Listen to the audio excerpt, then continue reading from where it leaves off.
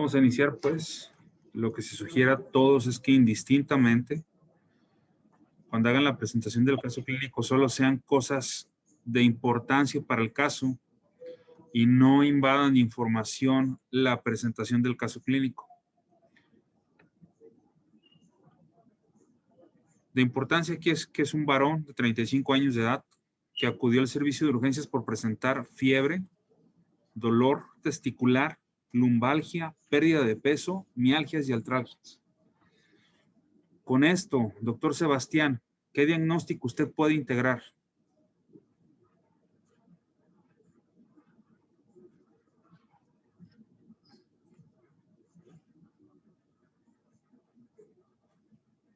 Doctora Fernanda Castellanos, ¿qué diagnóstico usted puede integrar con estos signos?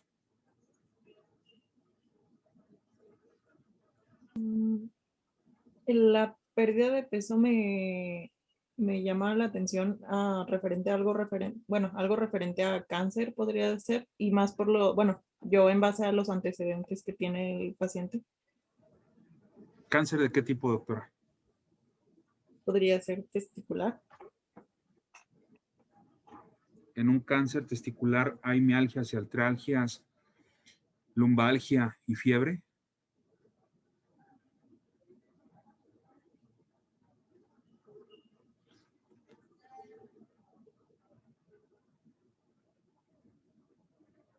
Doctor Isel Martínez, ayúdele, por favor.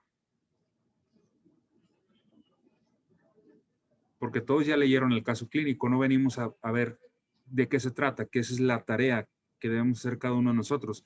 Ya estuvimos integrando con la historia clínica que se les mandó, qué probablemente pudiera ser, y ustedes hicieron un listado de cosas que pudieran pasarle a este paciente. ¿Qué piensan que pueda tener? Porque el síntoma pivote fue la fiebre. Lupus eritematoso explicaría los síntomas junto con el dolor reumático. Lupus puede ser, pero no hay dolor testicular. ¿Una orquitis, doctor? Una orquitis pudiera ser, pero una orquitis no nos da una pérdida de peso. Una torsión testicular. Torsión testicular pudiera ser, pero no nos daría fiebre. Y ese es el ejercicio y es lo interesante de las sesiones anatomoclínicas para que entre todos podamos dar herramientas y decir, oiga, doctor, leí yo esta situación y, sabe, me causa duda porque lo que está mencionando solo reúne 2 de 3 criterios mayores para poderlo saber.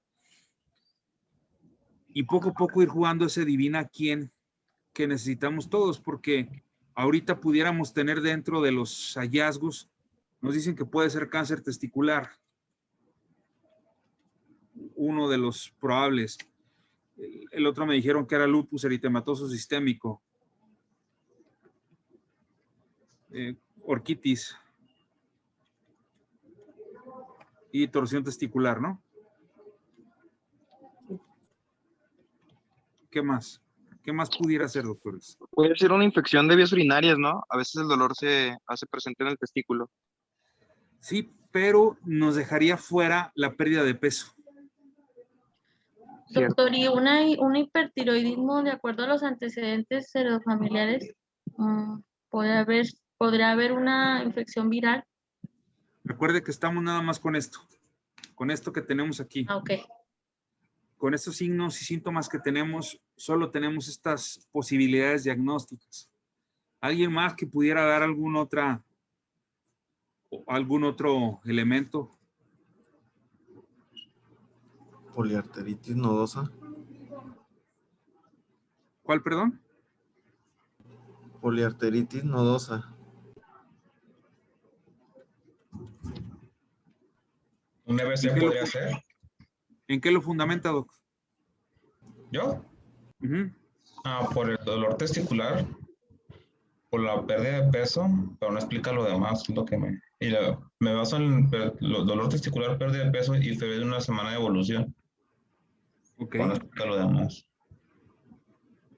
Es correcto, pero bueno, ya empezamos a hacer esa lluvia de ideas, que era lo que quería que hiciera cada uno de ustedes cada vez que le toca exponer un caso, que entre todos, que lo investigamos, tratamos de colegiar, oye, reúne estos signos o estos síntomas que pudieran ser esto o aquel caso. Vamos a continuar con nuestra presentación.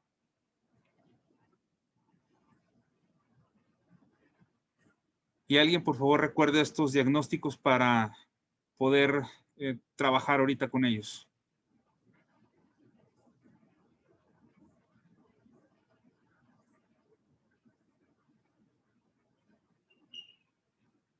Entonces, dentro de su ficha de identidad, tenemos los generales.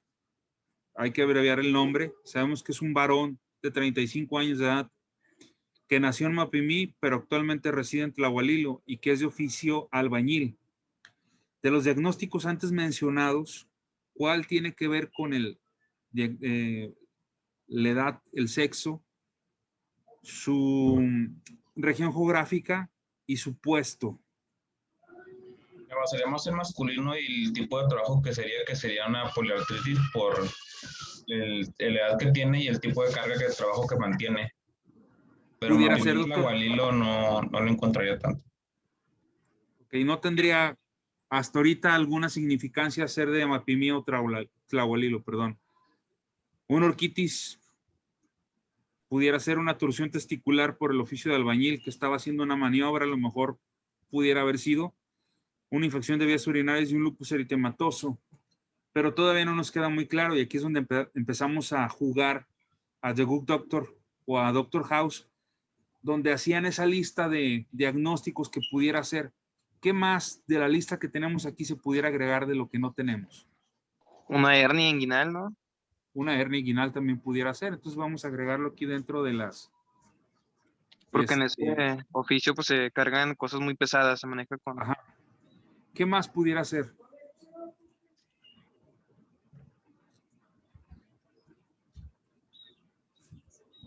Cristel, con esto que se está agregando, ¿qué más pudiera ser?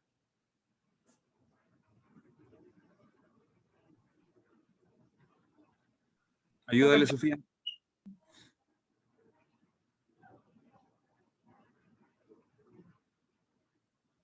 Digo, vamos a hacer dinámico y nutrido esto. Opinen, porque ya tuvieron tiempo de estar consultando.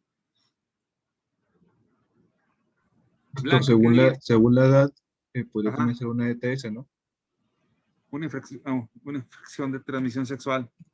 Ok. Enfermedad de transmisión sexual. ¿Qué más? Norma Polanco, colabórenos. ¿Algún tipo de picadura por un insecto o algún tipo de infección por la región de Mapimí, Tlahualilo, algo endémico de ahí? Pudiera ser algo endémico. Algo endémico. El dolor es muscular y la fiebre y la pérdida de peso por no... Ok, pero ya vamos a ir haciendo una lluvia de días más completa para poder llegar a ese diagnóstico que esperamos. Y seguimos avanzando con nuestro caso. Dentro de los antecedentes de importancia, heredofamiliares, es que dentro de los familiares había hipertensión, problemas tiroideos, antecedentes neoplásicos, de ansiedad, de esclerosis y depresión. Lupus pudiera tener relación con esclerosis, el cáncer pudiera tener relación con la carga genética y trastornos de ansiedad y depresión pudiera también darnos un cuadro diferencial de una fibromialgia, ¿no? No lo sé, se siguen agregando dentro de los antecedentes personales no patológicos, pues vive en casa de renta, con todos los servicios generales, tiene animalitos ahí en la casa, 3 perros, 4 gallinas, un chivo, tabaquismo, etilismo y toxicomanías. Antecedentes personales patológicos, ninguno hasta el momento o en el momento de su exploración. Y antecedentes quirúrgicos, había tenido una apendicectomía, pues hace a la edad de 20 y tantos años, una inguinoplastía derecha, un esguince de tobillo izquierdo, una fractura de tibia del lado izquierdo y había sufrido un accidente que le provocó policontusiones no reciente, fueron los motivos de hospitalización. Con todo esto, refuerza que pudiera haber sido un antecedente de una enfermedad previa, pero ¿qué más pudieran agregar a los diagnósticos enlistados? La enfermedad de Lyme transmitida por garrapatas que sea de clase zoonológica. Pudiera ser una enfermedad de la E. Brucelosis por el chivo. ¿Qué más?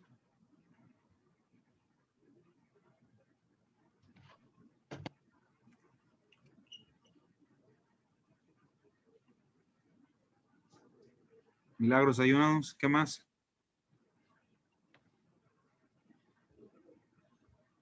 ¿La ansiedad puede explicar el dolor muscular? ¿O me estoy yendo muy lejos? Pudiera ser una fibromialgia que no tiene algún signo patognomónico de una enfermedad en específico, pero sí puede provocar mialgias y artralgias. Pero ahí ya faltaría como para el que justifica el dolor testicular, ¿no? O sea, Es correcto. Pero igual estamos siendo lluvia de ideas para poderle dar sentido.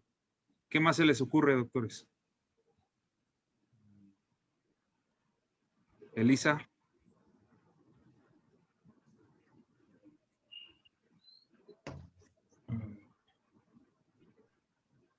¿Estás en este mundo con nosotros, Elisa? Gamaliel.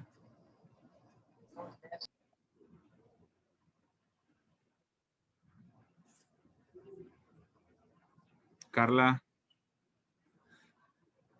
Podría ser una orquitis.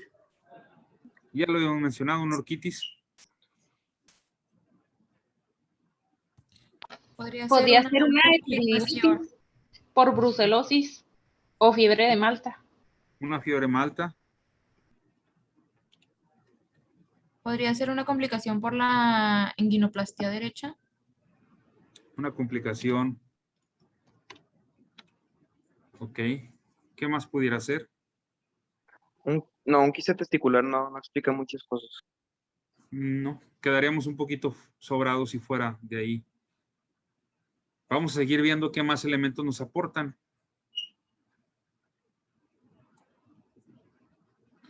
Ese es el horizonte clínico que tanto les pido.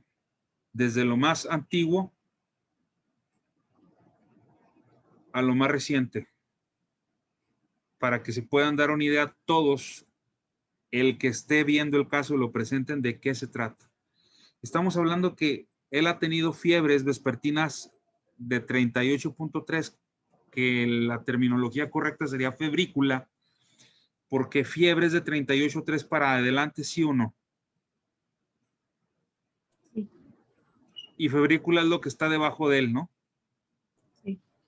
Entonces sería fiebre, ¿no? 38.3 en adelante se tipifica según la Organización Mundial de la Salud y las guías del CENETEC como fiebre. Debajo de 38.3 se le conoce como febrícula hasta 37.7 y debajo de 37.7 es la temperatura normal, que es la 37.5, porque muchas señoras se asustan cuando llega a tener 37.9 o 38. Fiebre, definición puntual, es 38.3 en adelante. Entonces, el paciente ha tenido fiebre de 38.3 de predominio vespertino con un periodo de evolución de 4 meses. 4 meses ha estado con este padecimiento y no ha habido mejora. Tuvo pérdida de peso hace 2 meses. ¿Cuánto es lo que nosotros tenemos que ver como importante para considerar la pérdida de peso alarmante en un paciente adulto joven? Con un IMC abajo de 18. Un índice de masa corporal menor de 18 sería un peso o una talla, un peso según el percentil 50 bajo. Pero estamos hablando de exclusivamente pérdida de peso en una escala de tiempo.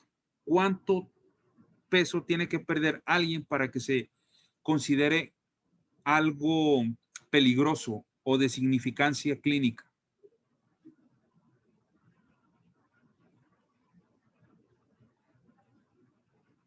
Cuando perdían más del 5% de su peso corporal. Casi, doctora, es el 10% en menos de 3 meses.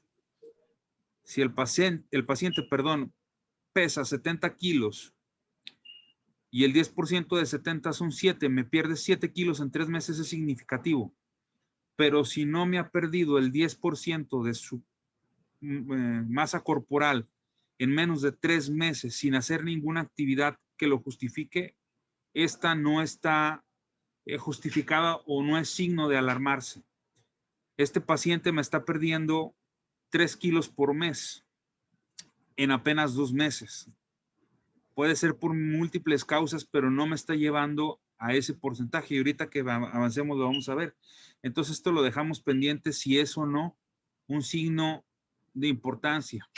Lo podemos dejar a un lado y con ello podemos dejar las enfermedades a un lado que no me causan pérdida de peso. Tiene dolores osteoarticulares de un mes. Y dentro de las enfermedades que tenemos que causan dolor osteoarticular, ¿cuáles pudiera ser? ¿Brucelosis nos da dolor osteoarticular? Sí. Sí. ¿Enfermedad de la E? Sí. Sí. ¿Las fibromialgias? No, También. según yo no. ¿Qué dan las fibromialgias, doctor? ¿Qué es la fibromialgia? La fibromialgia es una especie de dolores localizados en varias partes del cuerpo. Pero no da mialgias ni nealtralgias, entonces esta quedaría fuera. Sí. La fiebre malta da este tipo de síntomas, dolores osteoarticulares. Sí. Una complicación posquirúrgica nos da dolores osteoarticulares. No. No, sería el mismo caso de la fibromialgia porque son localizados. Una hernia da dolor osteoarticular. No, Una enfermedad de tampoco. transmisión sexual. ¿Sí, no? Sí, depende. Pudiera ser ya una fase avanzada donde hay mucha fiebre, sí pudiera dar ese tipo de molestias. Sí. Pero no sabemos esto cómo está, entonces lo dejamos en punto intermedio. Una picadura de insectos da dolores osteoarticulares. También De un depende mes de mucho evolución. de la gente que transportaba el vector. Depende mucho. Sifusus Depende de quién te sifusus pique. Bueno, del insecto. Digamos que es el sifusus poc. Sí saben qué es el sifusus poc, ¿no? Yo la verdad no. El alacrán de Durango. No, entonces no concordaría con el tiempo, ya se hubiera tenido mucho más grave. Viuda negra, violinista, todos por el tiempo de evolución no caería dentro de esta. No, al Algo menos endémico.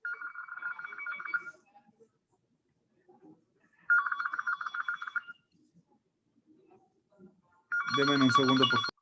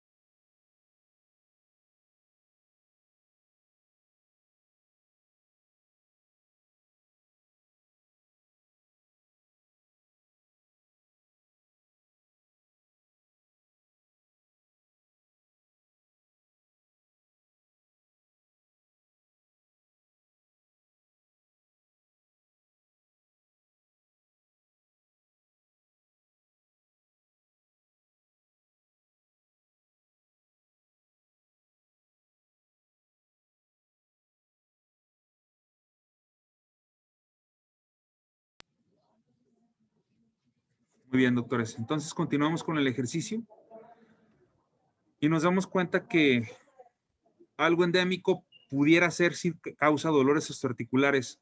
Un cáncer testicular, a menos que sea en una fase avanzada donde hay metástasis, pudiera ser. Un lupus eritematoso sistémico efectivamente sí lo daría. Una orquitis no nos daría un dolor osteoarticular. Una torsión testicular tampoco nos daría este síntoma. Y una infección de vías urinarias, a menos que sea por fiebre muy alta, no lo pudiera hacer. Entonces nos quedamos ahorita con brucelosis, enfermedad de Lyme, fiebre malta, algo endémico, a lo mejor una enfermedad de transmisión sexual, una poliarteritis nodosa, y vamos a ver si alguna otra la empezamos a eliminar con el resto, porque hay dolor testicular de 3 semanas. Y esto es lo que nos puede hacer ruido, porque el paciente se enferma como le da su gana, no como dice el libro. Y es lo que quiero llegar con ustedes. No a fuerzas tiene que estar así de cuadrado como es, porque puede haber signos o síntomas pivote que hagan que desvíen su atención. Y por eso hay criterios mayores y menores para llegar a un diagnóstico. Y por primera vez en lo que llevamos de clase, estamos dándole una orientación científica a una sesión anatomoclínica colegiada por todos nosotros. Entonces, vamos a seguir avanzando. Doctor, podríamos quitar el ETS por la angina de pecho, ¿no? Un ETS no te causaría una angina de pecho, pérdida de estado de alerta. Se descartaría automáticamente. Así es, entonces también se va esta. También la enfermedad del Lyme, ¿no? Porque no describe en ningún momento salpullido. Es correcto, no lo hay. Y ahorita viendo la exploración física nos va a dar más elementos.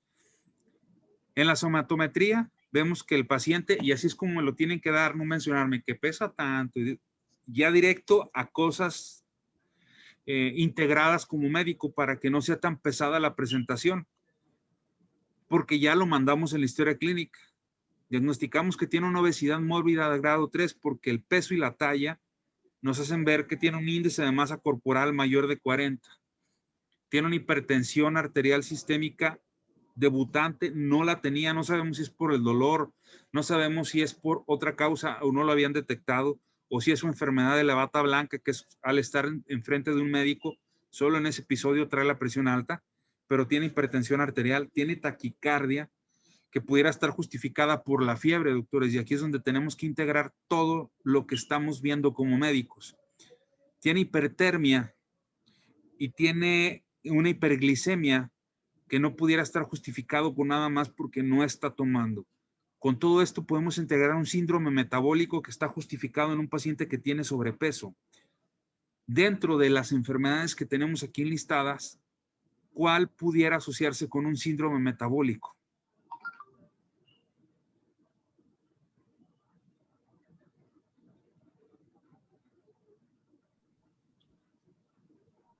¿Puede ser la fiebre de Malta o la brucelosis? Pudiera ser una de esas dos. Fiebre de Malta y brucelosis pudieran ser alguna de nuestras posibilidades diagnósticas hasta ahorita que pudieran acompañarse de eso. ¿Qué otra enfermedad nos pudiera provocar eso? ¿LAI está peleado con un paciente obeso o hipertenso? No. No, ¿verdad? Puede entrar también en la pugna. ¿Una enfermedad de transmisión sexual? No. Ya se empieza a alejar y cada vez nos quedan menos. Una enfermedad endémica, pues es parte de esta y pues pudiéramos considerarla. Cáncer de testículo pudiera ser una posibilidad porque es un signo y síntoma de todo lo que puede pasar y cada vez van haciendo menos, incluso se pueden agregar más diagnósticos de los que no tenemos anotados. Piel y tegumento nos tienen que corroborar lo que anteriormente los signos vitales nos están diciendo. Hay hiperpigmentación provocada por la hipertermia y aparte hay un cuadro de deshidratación que puede estar justificando el aumento del gasto cardíaco, el aumento de la extravasación de los vasos sanguíneos y un mayor requerimiento y por eso el latido y la frecuencia cardíaca y la presión están aumentadas. El cráneo presenta una herida frontotemporal izquierda. ¿Por qué creen que haya pasado esto? Tuvo pérdida del estado de alerta. Por la caída. O le haya caído un tabique en la cabeza o algo por el estilo. Así es. Tuvo una contusión secundario a la pérdida del estado de alerta que no nos debe enmascarar el cuadro ni hacernos pensar en un tumor en la cabeza ni nada de eso, porque el paciente, hasta donde ahorita vamos, no tiene ninguna manifestación neurológica de alteraciones y lo vamos a comprobar en la exploración neurológica. Cabeza y cuello tiene datos de deshidratación porque estamos buscando las mucosas de la cavidad oral. El tórax solo encontramos un soplo sistólico aórtico, cosa que no se encontraba. Ya tenemos un segundo signo. ¿Qué de estas enfermedades pudiera provocar alguna alteración cardíaca? La brucelosis. La brucelosis pudiera ser una posibilidad. ¿Qué otra? Malta, ¿no?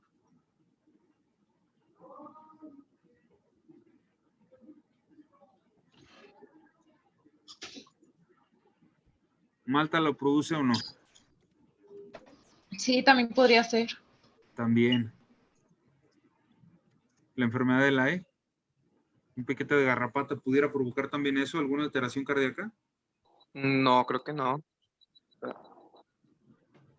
Se me hace que sí, o no. Es que no me acuerdo. La dejamos intermedia porque hasta ahorita no hay elementos y no puedo desenmascarar el diagnóstico como tal. ¿Y no se pudiera agregar un diagnóstico no antes al listado? ¿Cómo? Sí, algo que no haya estado anteriormente.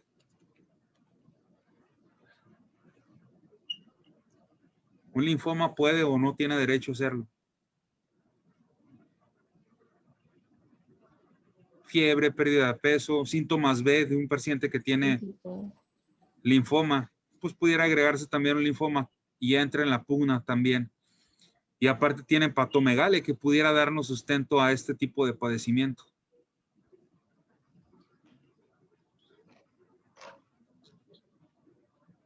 Tiene dolor en la ósea crotal del lado derecho. ¿Se acuerdan de qué lado era la rinoplastia que le habían realizado?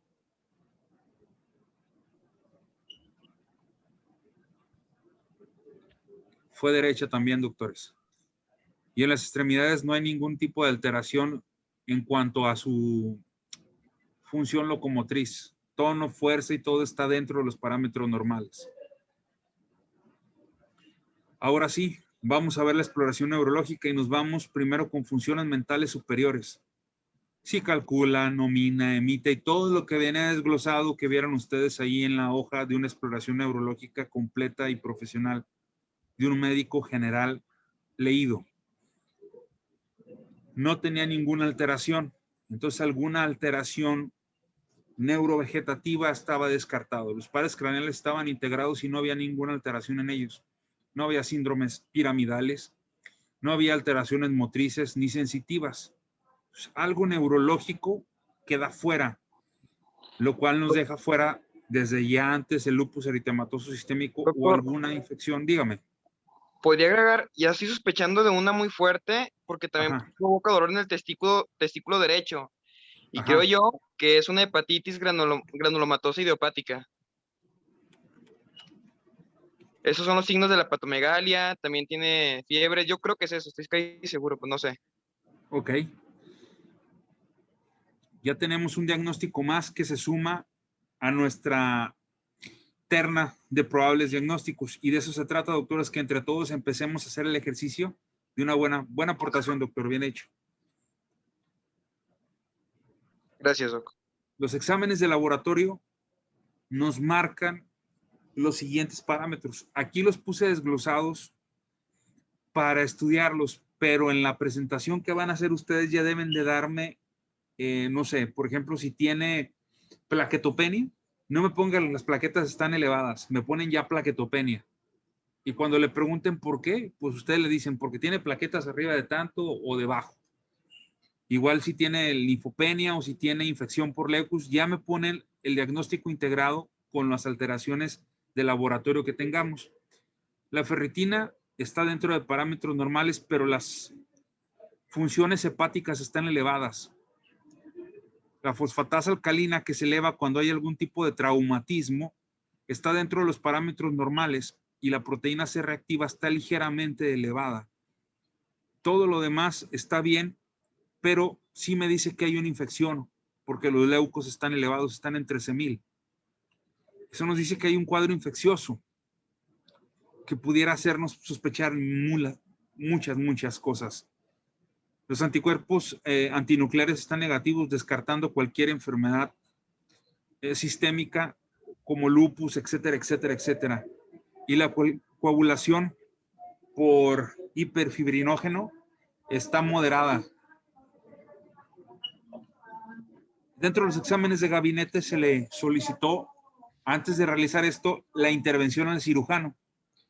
Llega el cirujano con ustedes, que en este caso ustedes deben de representar a un cirujano y decir, bueno, con los hallazgos antes presentados y por el cuadro tan insidioso y que no tenemos un cuadro de abdomen agudo a la exploración, ni algo que nos haga sospechar, necesitamos hacerle estudios de imagen.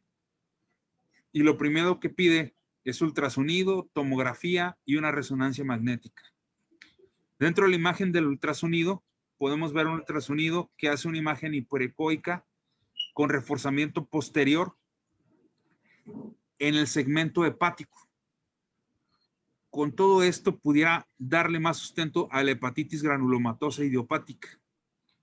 Pero aún no podemos dar hallazgos, porque aunque se ve que la tomografía, este es un corte axial contrastada, donde se ve el hígado y su segmento izquierdo con una imagen calcificada y múltiples nódulos que son evidentes ante la resonancia magnética que se encuentra en su parte inferoizquierda de la ilustración, podemos decir que tiene varios nódulos, y una hepatitis granulomatosa generalmente no da imágenes multinoduladas.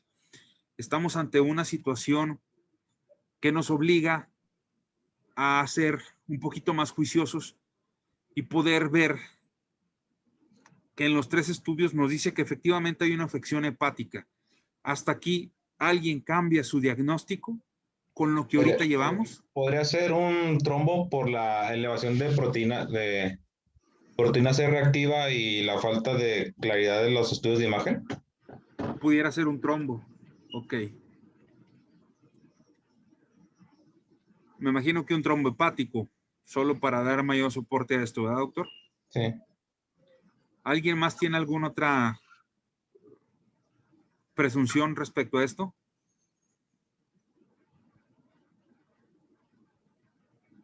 Continuamos.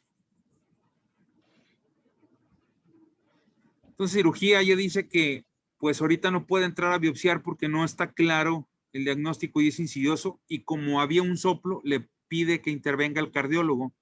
El cardiólogo hace un ecocardiograma y se da cuenta que efectivamente hay un soplo y que hay calcificaciones y vegetaciones en el estudio. ¿Qué estudio nos hace sospechar en alguna patología si hay vegetaciones en el corazón? Endocarditis, doctor. Endocarditis. Excelente, doctora, muy bien respondido.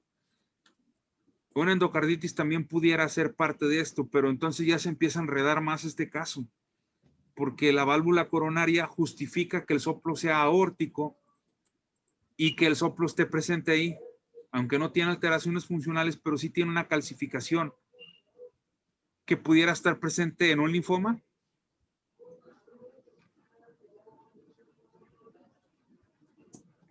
¿En un trombo?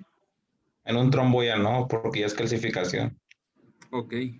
Entonces el trombo estaría presente en un linfoma. Podría ser, ¿no? Si se ve barro en la ecografía, se podría hacer. Así es. ¿Una poliuretanitis nodosa pudiera tener esta afección cardíaca?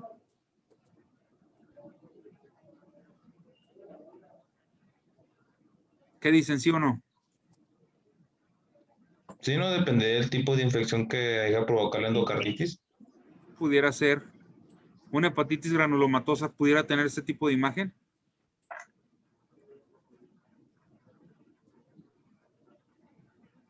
Está dudoso, ¿no? ¿Una brucelosis pudiera tener afección cardíaca? Sí. Sí. ¿Una fiebre malta también?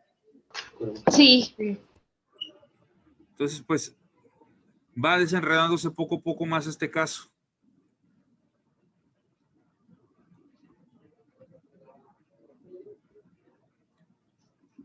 Y pues ahí está.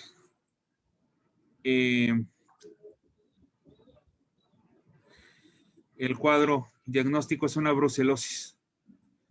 Como había duda, le pidieron una rosa de Bengala que salió positivo, una prueba de COMS y una prueba de aglutinación, dando positivo una brucelosis, haciendo el ejercicio clínico y patognomónico más característico, porque sí, ahorita que veamos el desarrollo del tema puede afectar este tipo de estructuras. Y esta brucelosis hizo afección tanto en testículo, tanto hepática, tanto cardíaca, que está justificada su abordaje y tendencia. Dentro de los tratamientos que se le dio antiinflamatorio y reposo y un doble esquema de antibiótico con doxiciclina que le pega al epidídimo cada 12 horas durante 6 semanas y streptomicina para ayudar al resto de la infección por brucelosis y una vigilancia. Hasta aquí, doctores. Dígame usted. Yo tengo una pregunta. ¿El dolor de los testículos siempre va a haber o puede variar? Si se inflama el epidídimo, siempre va a doler, doctor. Por eso por eso él manifestaba que había dolor en la bolsa escrotal. La epididimitis puede ser por infección de transmisión sexual o por brucelosis. El conducto epididimario se inflama y al tocar la bolsa testicular causa un dolor muy característico en los varones que llega hasta el pujo rectal por la intensidad del dolor. Pero sí, una vez que se inflama el epidídimo, siempre va a doler y duele mucho. Dígame usted. Y la afectación cardíaca es muy, muy rara e inusual, ¿no? En la brucelosis. O sea, fue algo muy, muy específico.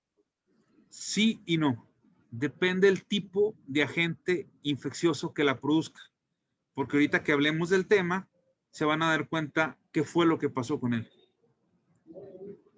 Hasta aquí, en la presentación del caso clínico, ¿alguna duda? No. No. Y vamos a la parte que justifica nuestra razón de ser. Y es aquí donde ustedes van a empezar a hablar. Y yo lo hice basado en las guías del CENETEC de brucelosis. La brucelosis y la fiebre malta es exactamente lo mismo, doctores. ¿Sí? No es una entidad diferente. Es el mismo agente patológico. Y es algo que deben de... Voy a quitar todo esto para limpiar la imagen porque está ya muy cargada, muy sucia. Deben de saber sus diferentes sinónimos y significados. Aquí no hay una razón etiológica porque lleva el nombre del que lo descubrió. Por ejemplo, linfoma y otro tipo de enfermedades llevan el nombre etiológico dependiendo de la afección que se encuentre, pero en fiebre malta o brucelosis o de Mediterráneo lleva el significado de su descubridor y de la isla donde esta fue presentada por primera vez. También se conoce como fiebre de Bank o enfermedad de Bank. Es una enfermedad infecciosa de tipo bacteriano que puede afectar diferentes aparatos y sistemas y por eso lo florido de su cuadro. La brucelosis es una enfermedad antiprotozoaria producida por la Brucella pertussis. Tiene su distribución a nivel mundial y la infección más probable que se produjo en México fue después de la conquista. Nosotros no teníamos brucelosis hasta después de que llegaron los españoles a México. Al menos eso es lo que tenemos por evidencia. Todo esto empezó, la brucelosis tiene mucho tiempo, pero documentada fue en 1859. Y David Brousse fue el que la empezó a documentar y todo fue en el mar Mediterráneo, en la isla Malta. El germen se identificó hasta 1887, cuando estudiaron a los soldados y se dieron cuenta que en los vasos de los soldados había este quiste protozoario que estaba afectando a las poblaciones. En México fue hasta 1905 que se empezaron a diagnosticar este tipo de infecciones y para más o menos en 1921 en Puebla fue el primer lugar donde se documentó una infección de este tipo. Alertados toda la comunidad científica de México, en 1938 en Coahuila se llevó el primer congreso para dar abordaje y tratamiento. A nivel mundial hay brucelosis en todos lados, pero México, la India y España son los sitios donde más se tiene brucelosis. Por eso la sospecha que los españoles llevaron la infección hacia México, como lo pueden ver aquí en la gráfica, que de aquí se haya exportado hacia con nosotros. ¿Esto lo sabían, doctores? No, ¿verdad? No, la verdad no. Y digo, es una forma muy amigable, grata de presentarlos para que a todos nos quede cultura y podamos entender la razón de ser de esta enfermedad y por qué sí tiene sentido lo que estamos hablando.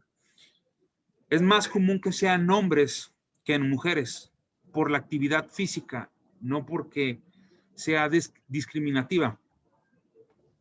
Es más común que un hombre esté en la granja, por eso es más frecuente que se presenten varones. La mortalidad ha ido en descenso con los nuevos agentes de pasteurización que se ha hecho en los varones, y se espera que si hay un paciente de libro sea de 40 años o más. Dos son los tipos más comunes, el melitensis y el abortus, son los más frecuentes. Según su teología, según la especie nos diferencia o nos da los diferentes tipos de signos patognomónicos para saber que cada uno de estos puede provocarnos algo. ¿Qué pasó con este varón?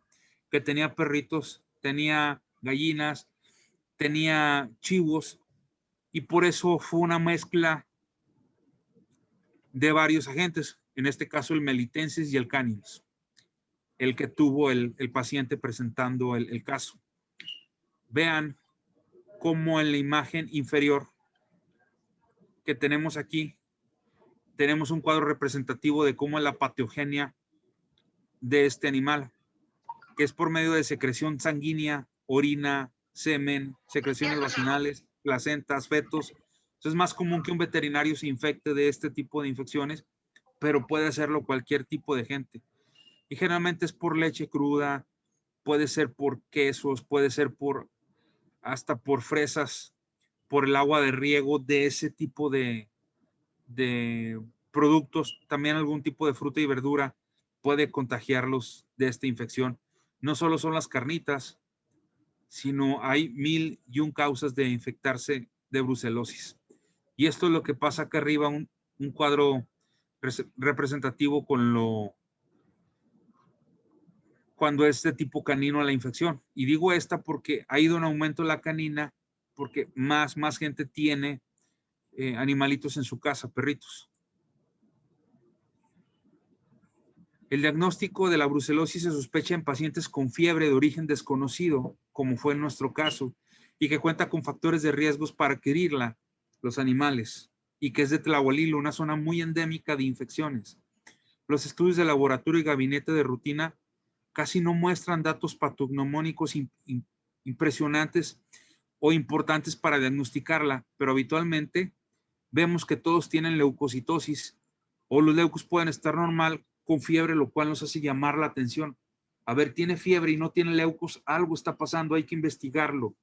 Los estudios de imagen muestran anormalidades según las formas localizadas donde el agente infeccioso haya localizado su huevecillo, y ahí es donde nos va a dar la calcificación.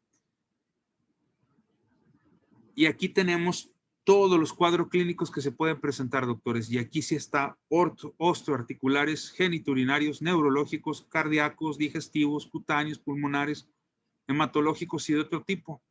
Entonces el paciente tiene derecho a enfermarse de toda esta lista que ustedes ven aquí. Por eso justifica el cuadro clínico que tenía nuestro paciente. Los estudios sugeridos para diagnosticarlo son los hemocultivos. La biometría hemática y la velocidad de sedimentación globular son un gran hallazgo y requisito para hacerlo. La bioquímica y el ecocardiograma para descartar afección cardíaca, que es la principal causa y síntoma. Una resonancia magnética si sospechas que se encuentra en una fase protozoaria para alojar alguno en la cabecita o en alguna otra parte. Pero el golden standard para su diagnóstico es que haya o no rosa de bengala positiva para su diagnóstico. Dentro del tratamiento existen 4 esquemas, pero los habituales y los que se deben aprender ustedes para las guías de CENETEC para su examen es el esquema A, el B y el C, donde en el A se utilizan tetraciclinas con estreptomicinas por 2 semanas, el esquema B, que es solo rifampicina y para niños, y el esquema C, que son las sulfas con la doxiciclina. Deben de considerar varias cosas, porque si el paciente tiene alguna afección hepática importante, no le puedes dar el esquema B. Ustedes serían un médico documentado cuando dijeran, voy a utilizar en el tratamiento de este paciente un esquema C a base de trimetoprim con sulfato, y ustedes dirían que ese médico tiene cultura científica del caso. Y eso marca mucho la elegancia entre cada uno de nosotros. ¿Alguna duda en cuanto a brucelosis? Entonces, No lo hice ¿Cuál sería el mejor medicamento, el tratamiento, pues? La Se tiene, doxiciclina. se tiene que habituar a cada paciente, porque si la afección mayor es hepática, no le vas a dar algo que termine de destruir su hígado. Ustedes deben de tomar en cuenta los factores multidisciplinarios del paciente para ver cuál esquema es el que van a utilizar. Siempre el esquema A es con el que deben iniciar en todos los pacientes que tengan brucelosis. Pero cuando alguien les ponga en una nota médica que utilizaron el esquema A y si no lo saben, pues estamos fritos. O si viene una pregunta en examen nacional de residencias, de las siguientes listas, estos pertenecen al esquema C del tratamiento de brucelosis, ustedes lo deben de saber. Y empezamos con el esquema A, doctora, para contestar su pregunta. Gracias. ¿Hasta aquí alguna duda de brucelosis? No. No. No, ¿Se les ha doctor. hecho tedioso, aburrido la manera de presentarlo? No, estuvo muy, muy bien, muy interesante. Ok, entonces continuamos ya con el aparato o sistema que nos representa. Y aquí debe ser algo en dominio. ¿Sistemas son homogéneos o heterogéneos, doctores? ¿Homogéneos? Homogéneo. ¿Y aparatos? Heterogéneo. Heterogéneos. Entonces, decimos que el sistema digestivo son órganos homogéneos con un mismo fin, que la mayoría pertenecen a un mismo origen embrionario. Por eso lleva el término de sistema.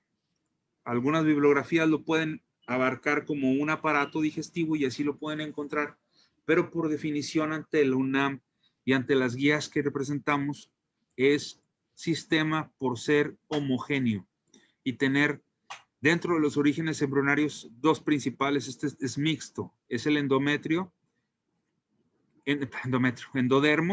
y el mesodermo, donde predomina más el endodermo como su origen particular de todo el aparato digestivo. Sistema, doctor. De todo el sistema digestivo. ¿De acuerdo? Por eso es homogéneo y tiene un mismo origen embrionario. Por eso cumple los criterios para ser un sistema. Histológicamente solo tiene 4 capas que cada una tiene sus características celulares específicas. Tenemos una capa mucosa, submucosa, muscular y serosa o adventicia, donde la capa más externa es la que tiene los vasos sanguíneos, la serosa, y la más interna es la que tiene las vellosidades donde se absorben los nutrientes dependiendo la longitud y origen del tubo digestivo, siendo el intestino delgado el que tiene mayor número de vellosidades. Dentro de su anatomía, ustedes se deben de aprender que está constituido de arriba hacia abajo, de dentro hacia afuera, por la cavidad oral, la boca, la faringe, que es por donde pasa el alimento, el esófago, que sirve de paso intermedio, que tiene 4 válvulas y 3 porciones anatómicas, el estómago, el yeyuno, el duodeno, intestino delgado, intestino grueso, hasta llegar a recto y terminar en el ano. Cuando les pregunten qué estructuras anatómicas componen el sistema digestivo, deben enlistar las siguientes que acabo de mencionar yo.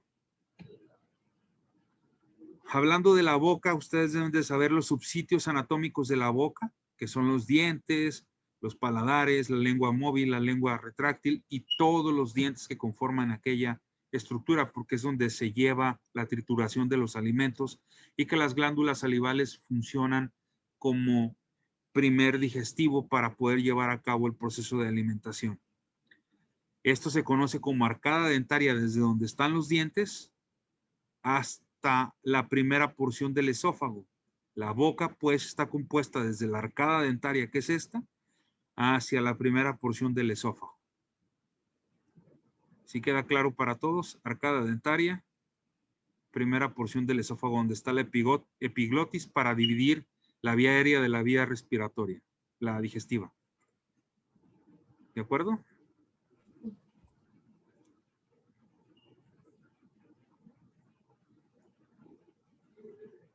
El esófago está constituido por una porción cervical y una torácica, y la torácica se divide a su vez en 3 porciones, que es el que le da el nombre a los esfínteres del esófago. Tiene una longitud más o menos de 18 centímetros, pero desde la arcada dentaria hasta su unión con el estómago son de 40 a 42 centímetros. El estómago sirve como una bolsa de reservorio donde se segregan la gran cantidad de jugos gástricos para la digestión y que ahí empieza la primer parte del proceso de la digestión organizada hasta llegar a lo que es el duodeno, que tiene 4 porciones. Esto se constituye como el intestino delgado hasta que llega al intestino grueso, que está constituido por el ciego, que es la primera porción. Y esto, el colon lo dividen en ascendente. Déjenme pongo aquí mi gráfica. Ascendente, transverso, descendente, sigmoides, que es donde hace su torsión, ano y recto, o recto y ano.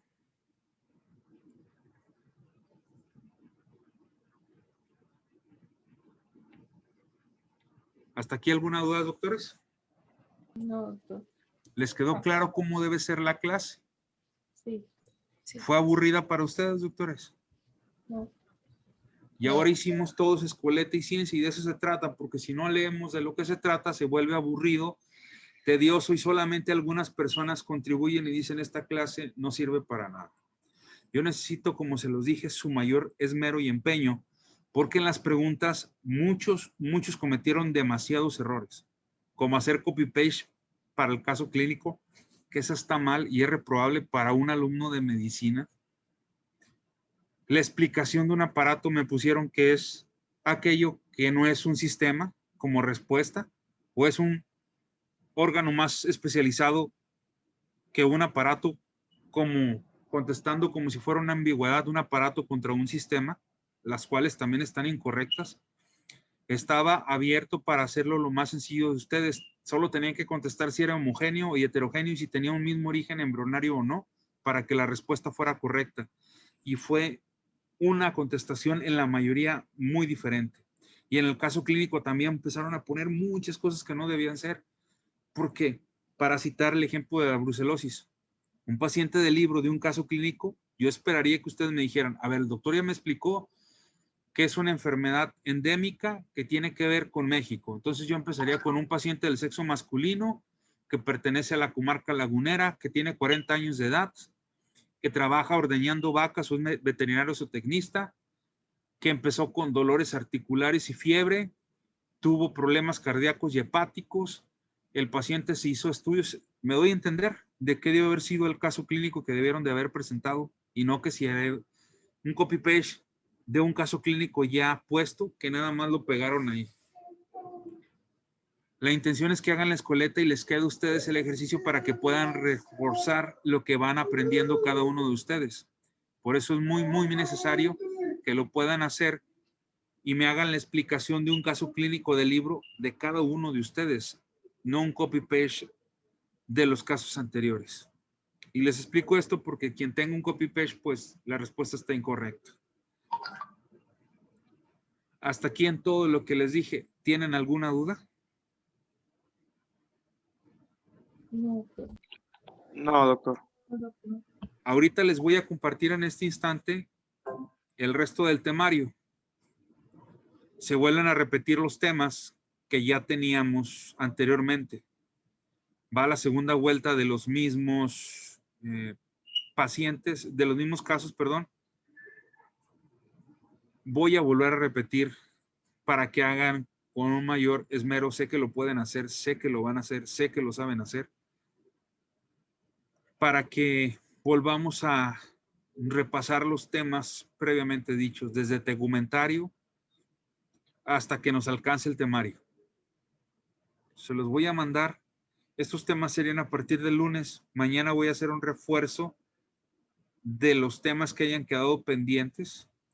Voy a volver a presentar un caso en general y les voy a pasar el listado para que sepan qué clase les toca. 2, 3, 4, 5.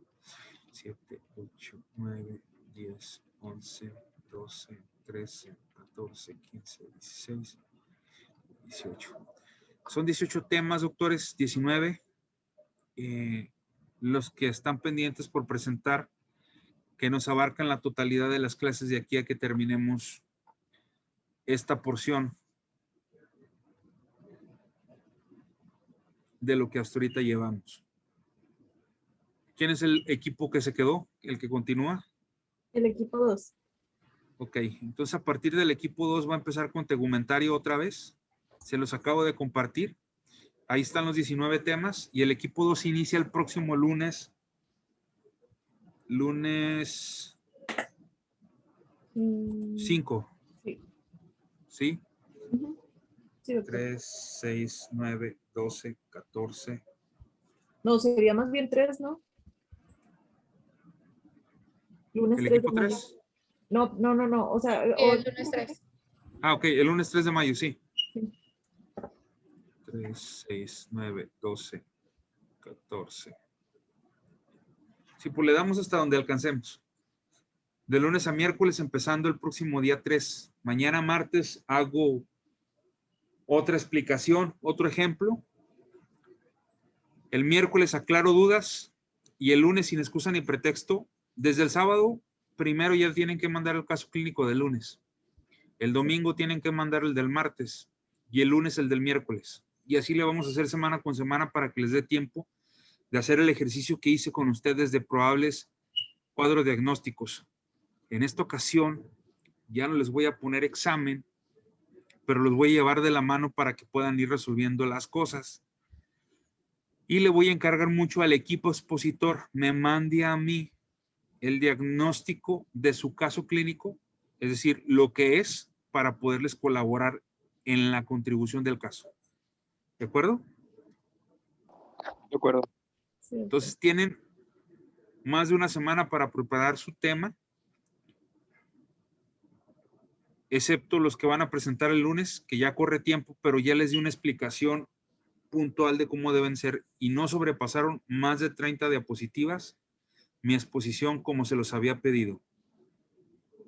10 diapositivas para la presentación del caso clínico.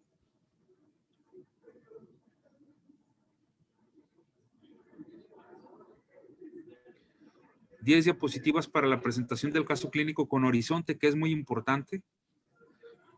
Hasta aquí llegó el caso clínico. 10 diapositivas para la exposición del tema con fuente bibliográfica. Todas traen fuente bibliográfica para que cualquiera lo pueda consultar. UpToDate y la de Cenetec, pero todos deben de poner la fuente bibliográfica en cada apartado. Igual con la presentación del aparato y sistema debe de venir la bibliografía para que quien quiera investigarlo o quiera corroborar los datos vaya. Y no más de 30 diapositivas, doctores. ¿De acuerdo? ¿Nos pueden pasar la presentación? Claro que sí, doctor. Gracias. Ándale. Entonces, nos vemos si Dios quiere mañana. Hasta mañana, doctor. Mañana. Hasta mañana. Mañana. Hasta mañana. Hasta mañana. Hasta mañana.